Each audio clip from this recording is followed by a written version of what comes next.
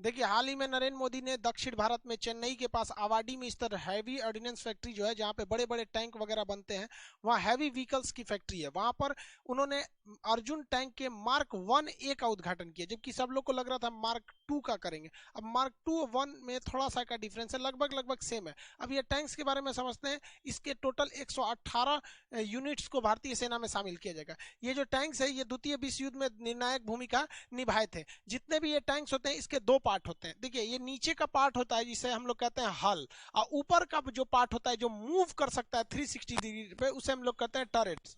तो ये जो टरेट होता है, ये 360 डिग्री पर मूव कर सकता है। इसी में टरेट वाला एरिया होता है, इसी में इसके बैरल लगे होते हैं, इसी में इसका मशीन गन लगा होता है, इसमें ही मेन इसके हथियार होते हैं, जबकि अंदर बैठने वाली फैसिलिटीज हल में होती है। टैंक्स का लोड इतना ज्यादा रहता है कि इसका चक्का धंस जाएगा, लेकिन प्रेशर के सिद्धांत के हिसाब से इसके एरिया को बढ़ाने के लिए इसमें कई चक्के जोड़ के और एक यहाँ पे रबड़ बेल्ट जोड़ दिया गया। इस रबड़ बेल्ट की वजह से इसका एरिया बढ़ जाता है, और इन चक्कों की वजह से डिस्ट्रीब्यूट होकर ये धंसता नहीं है। इसमें जितने चक्के देख रहे होते हैं, ये सारे चक्के इंजन से नहीं होते हैं, ये केवल इस रबड़ बेल्ट पे डगर रहे होते हैं। इंजन से मेन ये पीछे वाला चक्का होता है। इंजन पीछे होता है और पावर देता है इसी चक्के को। ये चक्का घूमता है तो बेल्ट आगे बढ़ती है, ये उस बेल्ट पे आराम से ये लोग डगरते रहते हैं, और ये बेल्ट होने की वजह से ये धंसती। ये जो टैंक होता है, इसका फ्यूल टैंक जो होता है, ये पीछे होता है, ये इसका फ्यूल टैंक है। एक बार फ्यूल भर देने पे ये काफी लंबे 300 से 400 किलोमीटर का एरिया ये आराम से एक बार फ्यूल भरने पे ट्रेवल कर सकता है। लेकिन कभी कभी क्या होता है, इसे कैमोफ्लाइज करना पड़ता है। कैमोफ्लाइज के लिए ये अपने ऊपर पेड़ वगैरह की टहनियां, पत्ती वगैरह रख लेता है, जिससे कि वो विजुअली नहीं हो पाता है। लेकिन कभी कभी क्या है कि रेगिस्तानी भाग में ये पूरा खुले में आ जाता है, तो इसे भागना बड़ा मुश्किल हो जाता है। तो इसके बगल में एक फ्यूज स्मोक डिस्चार्ज लगा होता है, जिससे कि ये पूरा तरह से धुआं कर देता है, और इतना धुआं कर देगा कि दिखेगा ही नहीं। जैसे यहाँ देखिए, ये टैंक है और इस साइड ये इतना बड़ा सा धुआं कर दिया है। इसमें एक्यूरेट निशाना लगाना मुश्किल हो जाएगा, जिस वजह से ये बच के आगे निकल जाता है। इसमें सबसे बड़ी समस्या टैंक के लिए दुश्मन हो जाता है एंटी टैंक जो माइंस होते हैं। ये जमीन के अंदर इस तरह से लगा दिए जाते हैं, जैसे इस पर कोई टैंक चढ़ेगा तो उसका हाल ये हो जाएगा। ऐसे बहुत सारे टैंक राजस्थान में हम लोगों ने पाकिस्तान के मार के रखे हुए हैं। तो अभी जो हाल ही में जो भारत ने अर्जुन मार्क 1A का जो उद्घाटन किया है, इसमें माइंस प्लगर लगा दिए गए हैं हर एक टैंक में। अब ये माइंस प्लगर देखिए, टैंक के आगे लगे रहते हैं, ये दांत की तरह होते हैं और इस तरह से उठे हुए रहते हैं, और इसके आगे एक सेंसर लगा होता है। ये सेंसर जमीन पे रेडिएशन छोड़ते रहता है। इंफ्रारेड रेडिएशन की वजह से ये सेंसर आगे पता कर लेता है कि अंदर जमीन में कुछ माइंस तो नहीं है, और अगर इसे लग गया कि माइंस है तो ये नीचे गिरा देता है, और नीचे गिरा देंगे ना तो इसको कोड़ के फेंक देगा वो माइंस को, ले सोचा जो यहाँ माइंस बिछा के रखा था। टैंक जो होता है मेन बैटल टैंक MBT है, जो भारत का है, ये 3rd जनरेशन का मेन बैटल टैंक है। इसकी सेफ्टी के लिए इसका जो बाहरी का कांचना नाम का जो कवच है, इस पर यहाँ पर आप देखेंगे तो बॉक्स की तरह एक्सप्लोसिव लगेगा सब, ये इसको प्रोटेक्शन देते हैं। इसके अंदर एक विशेष प्रकार का रबड़ भरा होता है और हल्का एक्सप्लोसिव होता है, हल्का सा अंदर से भी ब्लास्ट करता है, बट पूरी तरह ब्लास्ट होकर वापस नहीं आ सकता है। इसकी डिजाइनिंग इस तरह से की जाती है, इसे कर्व एरिया में बनाया जाता है, ताकि अगर इस पर गोली लगे तो पहले तो गोली छटक जाए, क्योंकि वो एकदम बराबर नहीं है, कर्व की तरह बना दिया जाता है। और जैसे ही इस पर कोई गोली वगैरह टकराती है तो स्टील का ये इतना मजबूत रहता है कि ये फटता नहीं है, और टकराने से अंदर एक झटका लगता है तो अंदर भी एक छोटा सा ब्लास्ट होता है, और वो ब्लास्ट मतलब झटका देने के लिए होता है, जिससे कि गोली वगैरह छटक जाती है, इससे ज्यादा नुकसान नहीं होता है। ये डबल लेयर सिक्योरिटी होती है। एक ये वाला आप देख लिए आर्नामेंट सिक्योरिटी के लिए बाहर बाहर है, और इसका मेन बॉडी तो अंदर है, मेन बॉडी अंदर है, तो डबल लेयर सिक्योरिटी होती है इसकी। इन टैंक्स के ऊपर रॉकेट लॉन्चर से हमला किया जाता है, तो रॉकेट लॉन्चर के हमला को बचने के लिए इसके साइड साइड में यहाँ पर लगे रहते हैं सब रडार। ये रडार अपने और आने वाले रॉकेट लॉन्चर्स वगैरह को पकड़ लेते हैं। जैसे इस पे दागेंगे ना तो एक रडार रहेगा, इसको पकड़ लेगा, दूसरा रॉकेट आएगा जो इस रॉकेट से आके टकरा जाएगा, उसके बगल में आके ब्लास्ट करेगा, जिससे कि ये सेफली बच जाएगा। किसी टैंक में 4 लोग बैठते हैं। यहाँ पर बैठता है इसका ड्राइवर, जो हल वाले एरिया में बैठता है अंदर की ओर, ये पेरिस्कोप से देखेगा। यहाँ इसका कमांडर बैठा हुआ है, बाहर निकल रहा है गनमैन, और ये क्या हो जाता है लोडर।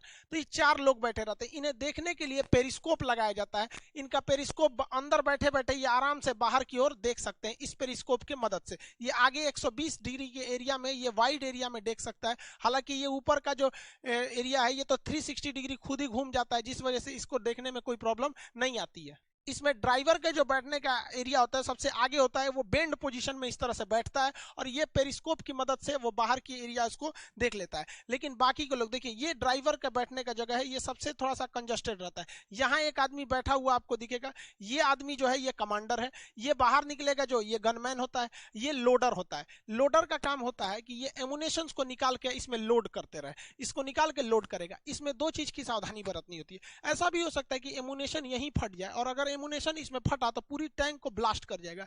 इसलिए हर एमुनेशन का अलग अलग एक एमुनेशन चैम्बर होता है, वो उसी में रख के उसे बंद किया रहता है। ये इतना मजबूत और इस तरह से बनाया जाता है चैम्बर को कि अगर एक ब्लास्ट होगा तो दूसरे को ये कुछ होने नहीं देगा और स्मोक बाहर से निकल जाएगी। ये इसमें लोड कर देता है और लोड करने के बाद कमांडर के हिसाब से उसे फायर कर दिया जाता है। भारत पहले टैंक्स के एमुनेशंस को बाहर से इंपोर्ट करता था, जिसपे बहुत ज्यादा खर्च आते थे। अब भारत की डीआरडीओ खुद से एमुनेशंस बनाने लगी है। अलग अलग साइज के एमुनेशंस होते हैं जिसे टैंक में यूज किया जाता है। टैंक्स का जो मेन गन होता है, वो भारत ने जो टैंक बनाया हुआ 125 mm का मेन गन है। ये इधर से ही एमुनेशंस को फायर किया जाएगा। अब इस एमुनेशन को फायर करने में एक खराबी ये होती है कि जब भी इसे फायर करते हैं बहुत बड़े मात्रा में हीट, धुआं, स्मोक, जहरीली गैसें प्रोड्यूस होती हैं। और अगर ये प्रोड्यूस होती हैं और यहाँ से निकलती है तो कुछ गैस तो लौट भी सकती है। तो भैया ये लौटे ना, अगर लौट गई तो अंदर घुस जाएगा, पूरा धुआं धुआं हो जाएगा अंदर। अब खुद से देखिए ना, इतना बड़ा धुआं यहाँ हुआ है तो जेनविन है, कुछ ना कुछ तो लौटेगा अंदर, पूरा धुआं धुआं हो जाएगा। इसी धुआं को रोकने के लिए आप देखेंगे यहाँ टैंक को एक ज्वाइंट की जाती है। एक मोटा सा ये ज्वाइंट है। आप लोग ये मत सोचिएगा कि पाइप छोटा पड़ गया था तो वेल्डिंग करके जोड़ा है, नहीं। इसे कहते हैं एवेक्यूएटर। ये एवेक्यूएटर क्या करता है, जब धुआं वापस लौटता है तो ये अंदर नहीं जाने देता, बल्कि यहीं से इसके बाहर कर देता है और अंदर के लोग सेफली रह जाते हैं। वरना अंदर जो घुटन से लोग मर जाएंगे, इसके अंदर के क्रू मेंबर। देखिए टर्रेट जो होता है ऊपर का, वो 360 डिग्री घूम सकता है। ये वाला एरिया टर्रेट का पूरा 360 डिग्री घूम सकता है और जमीन भी ऊपर नीचे नहीं होती है। तो इससे क्या होगा कि ड्राइवर जो गनमैन का निशाना बनाने वाला होगा वो तो चूक जाएगा, निशाना लगाने में उसको दिक्कत आएगी। तो इसमें ऑटो स्टेबलाइजर होता है। ये टैंक कितना भी ऊपर जाए, कितना किधर भी घूमे, इसका ये पिन पॉइंट निशाना कभी नहीं बदलेगा। ये अपने जगह पे स्टेबल रहेगा। इसे ऑटो स्टेबल कहते हैं। अगर मान के चलिए ड्राइवर किसी दूसरी दिशा में घुमा दिया तो इसका डायरेक्शन अपने से जिस दिशा में ये रखेगा वैसे ही रहेगा, ये नहीं घूमेगा। तो इससे फायदा होता है कि पिन पॉइंट एक्यूरेसी आती है ऑटो स्टेबलाइजर की वजह से। गनमैन जो होता है बाहर निकल सकता है। इसके आगे सुरक्षा के लिए ये कवच लगे रहते हैं ताकि आगे से कोई गोली ना लग सके। और यहाँ एक इससे हाईवी पावर का 12.7 mm का एंटी एयरक्राफ्ट गन दिया जाता है, जिससे कि ये एयरक्राफ्ट के ऊपर फायरिंग करके उस एयरक्राफ्ट को भी मार के गिरा सकते हैं। ये टैंक्स रात में भी बखूबी काम करते हैं। यहाँ देखेंगे तो यहाँ पर इसके यहाँ थर्मल इमेजिंग कैमरा होता है। ये किसी चीज का थर्मल स्कैन कर लेते हैं। जैसे ये थर्मल स्कैनिंग किया गया है, तो कोई भी आगे रात के टाइम पे भागेगा तो थर्मल इमेजिंग कर लिया जाएगा। इंफ्रारेड से भी देख सकते हैं। ये वाला जो कैमरा है ये इंफ्रारेड दिखा सकता है, रात के वक्त एकदम इजीली दिखाएगा ग्रीन कलर में। तो ये इंफ्रारेड से भी देख सकता है, थर्मल कैमरा में भी देख सकता है। अब ये लोग आराम से भाग रहे हैं कि हमें कोई नहीं देख रहा है, हेलीकॉप्टर से उतर रहे हैं बबुआ, हमें कोई नहीं देख रहा है। ये आराम से चुपचाप बैठा है, इसे कोई नहीं देख रहा है। ये लाइट आपको भले दिख रही है, मतलब ये दूसरे बहुत धीमी लाइट होती है।